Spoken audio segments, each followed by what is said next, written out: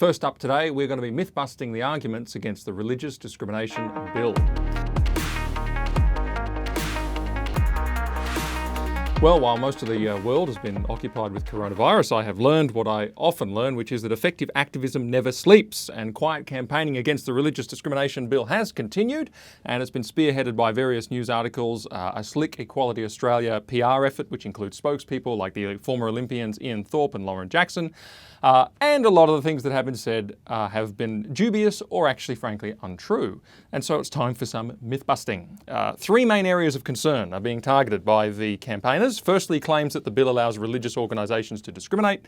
Secondly, claims that religious health practitioners will deny people care. And thirdly, claims that the bill enables hurtful speech. So let's go through those one at a time. And the third one is, I think, the most egregious error on their part. So we'll put that last. We'll start with the others. Firstly, regarding religious organisations, the claim is made that they can discriminate in the selection of their staff to prefer those who share their faith and uphold their codes of conduct. And on this point, they are correct. But that's really not controversial. That is something which religious bodies around the country already do, and already do in all states, as far as I'm aware, and I know of quite a number. The thing about the bill, of course, is that it simply clarifies the law on this factor, makes it nationally consistent, and makes it clear that it can be done, because the patchwork of state laws are really unclear, have kind of different wordings and all the rest of it. So it clarifies what's already happening. But see, it's not just religious bodies that do this. They do this as part of a long-standing practice which is shared by other kinds of entities. For example, the political party. Is it irrelevant for, say, the Greens political party to quote-unquote discriminate? That is, to select staff who promote their values? Of course that's not discrimination for them to select staff who share their ethos as the Greens, because you can't have your people promoting the policies of an opposition party or going against what is core Greens policy. So of course they have an exemption in many anti-discrimination laws for political parties, because the whole enterprise of politics falls apart if you don't allow that to happen and allow parties to have their own ethos. It's ironic to me then that so many politicians, including Fiona Patten, who I debated at the Press Club not long ago, can't see the validity of that same practice in other contexts. It's a form of hypocrisy. In other contexts, for example, religious bodies, of course it's not irrelevant for a religious body that promotes the Christian religion or whatever faith to consider someone's faith when it comes to their employment in that organisation. Because the integrity and the ethos of the organisations at stake is to promote a particular faith. Of course, it's relevant. Now, some raise concerns that there's quite a few religiously run charities, aged care facilities, healthcare facilities, etc. And they say, well, it's not fair to have quite a number of these institutions that have a faith-based preference for hiring and so on. But of course, what they fail to realise is that the Australian public isn't quite like them.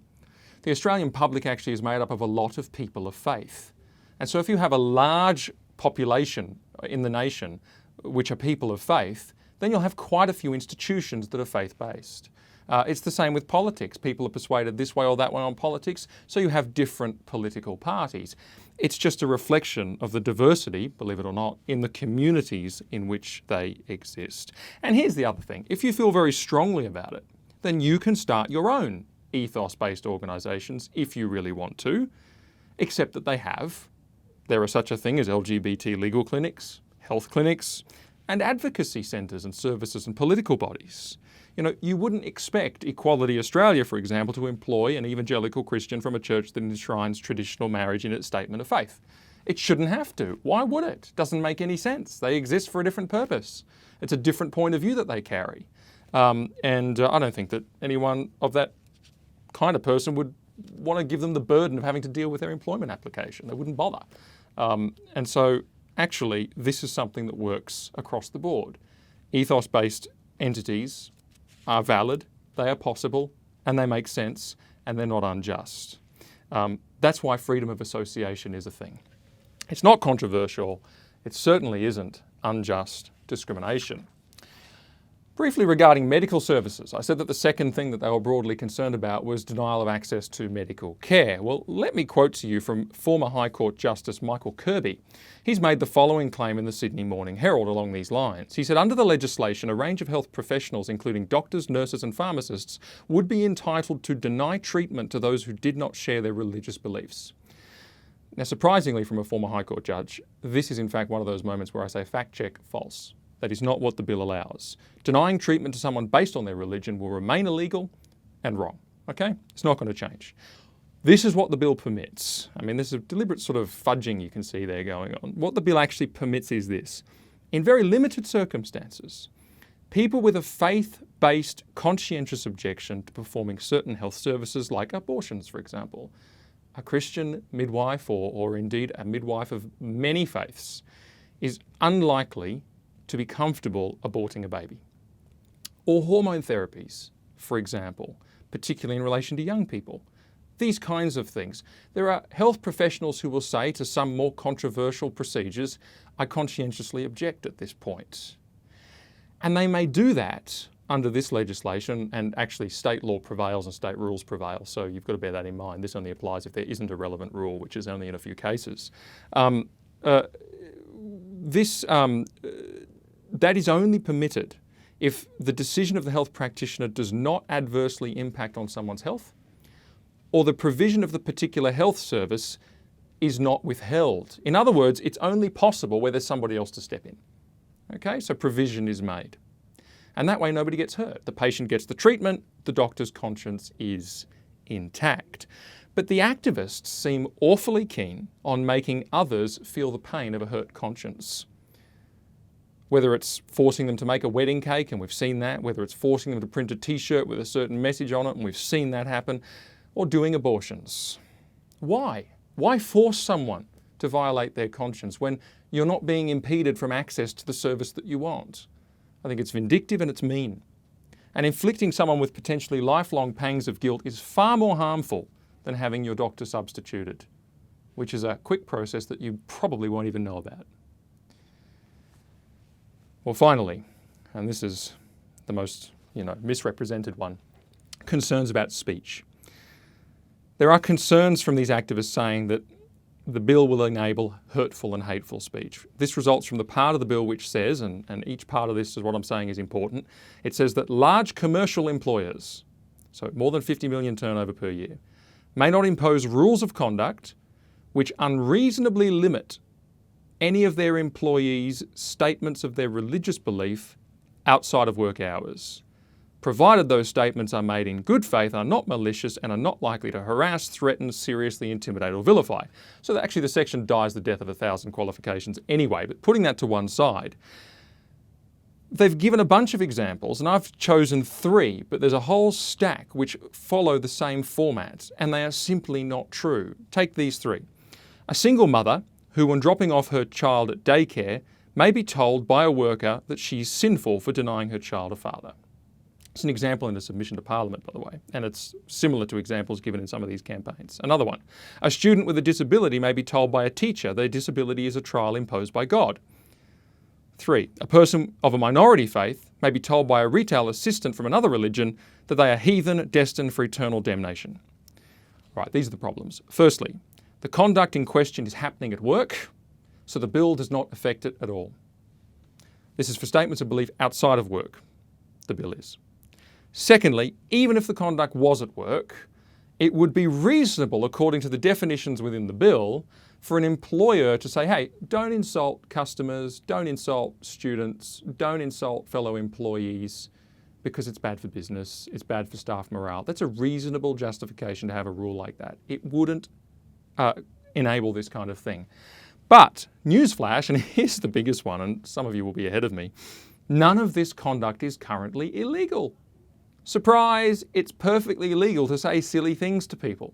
There's nothing wrong with that. You can do it. What's assumed is that people will argue with you or shrug it off. And yet, guess what? Even though it's not illegal, where are all those reports about bigoted religious people telling random customers that they're heathen, destined for damnation? I mean, heathen, what century are we in? And this is the thing that grinds my gears the most. I mean, the question that comes in my mind when I read this is, who do they think we are? The suggestion in all of this is that if you give Australians with faith an inch, they will straightforwardly start walking around pouring out scorn, abuse, venom in a way that's either unwise or malicious and has very little relevance to their actual faith. It's dog whistling, it's prejudiced, it's designed to create a false impression, a false stigma, and play into people's false understandings of what others believe. If it was a problem, it would already be happening because it's not illegal. But note that there's two further examples that I picked up from an article in The Guardian, which does a little bit of an amalgamation of these things, which I want to mention.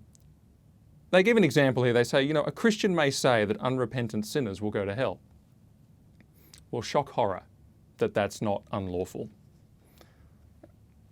Imagine wanting that simple statement to be made unlawful and worrying that the bill might further enable it, even though it's not unlawful already. Or a woman may be told by a manager outside of work that women should submit to their husbands or that women should not be employed outside of the home. Well, again, okay, that happens.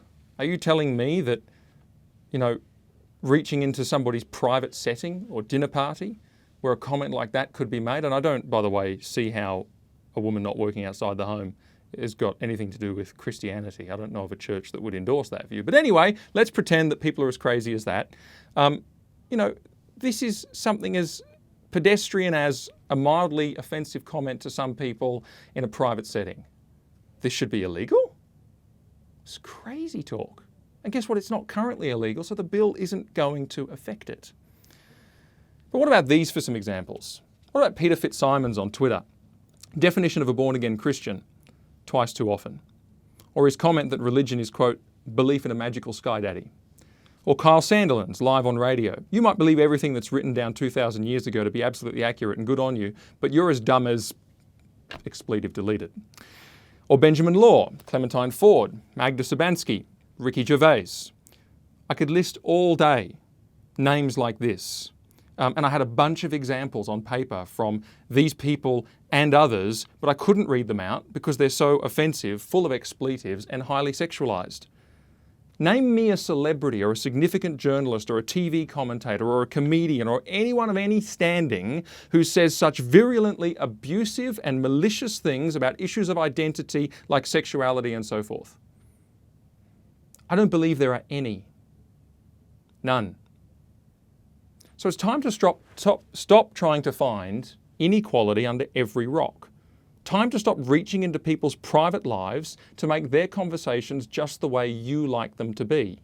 Time to stop banning statements as close to someone's faith as the Bible itself, which some of those ones that I read out had direct quotes in them if you excerpted some of those words. Once in a blue moon, someone will say something you don't like to hear, and it's very likely something that they should not have said. But that's the tiny little price that we pay for the very great big gift of freedom. It's a price that I pay as a Christian. People hate me and they let me know in terms that I'd never dream of using against them, but that's okay. I have total confidence in my beliefs. I don't mind the criticism. I'll take it. I mean, fine, it'd be an easier life if there was none. I get that 100%, but it's not worth the cost. And you know what? I'm happy to talk. I'm happy to be challenged. I'm happy to have disagreement. It doesn't kill me. I'll get on with it in that and live in that tension. But and I think really that's the way we should all be. But talking about this campaign, let me say this. For people who claim to be against stigma, they're sure good at creating stigma, because these are lies and they're painting people of faith as the kind of rude bigots that they simply are not. And so what I would say to you is this: don't be fooled by the campaigns and the rhetoric about discrimination, because they are not true. And when you read those comments and think to yourself, gosh, I wouldn't say that, don't assume that everybody else would, because they won't. And you know what I say? Hey, sometimes you'll hear things you don't like. But to send the message that that's not okay to sometimes hear things you don't like could carry a very grave and serious cost indeed. It could actually sacrifice a great deal of our freedoms. I'm willing to live in the tension. I think everybody needs to be willing to live in that tension. Because sometimes you hear things you don't like, And that's okay, because sometimes you end up later on realizing that they were true. And I've done that, and everyone should do that. That's called character. It's called growth. It's called developing and changing. And that's really important to people. Hey, thank you so much for watching. If you liked what you saw, then make sure to hit the like button. If you want to never miss another video again, make sure to subscribe, or you can right now watch more videos right here. Cheers.